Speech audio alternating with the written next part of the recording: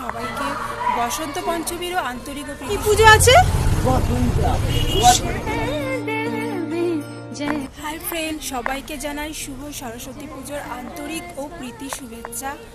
আর সবাই খুব এই দুটো দিন খুব এনজয় করে ভালোভাবে কাটাও। বসন্ত পঞ্চমীরও আন্তরিক ও প্রীতি শুভেচ্ছা। তো চলো তোমাদেরকে আমাদের হাউজিংয়ের ঠাকুরটা একটু ভালো করে দেখিয়ে দিই। আর কি বলবো, তালা মেরে রাখা রয়েছে এখন, আর আমিও সময় পাচ্ছিলাম না। আর আমার শরীরটা ভালো নেই বলে আজকে আমি আবার শাড়িও পরলাম না, তো সালোয়ার পরেছি, দেখতেই পাচ্ছ।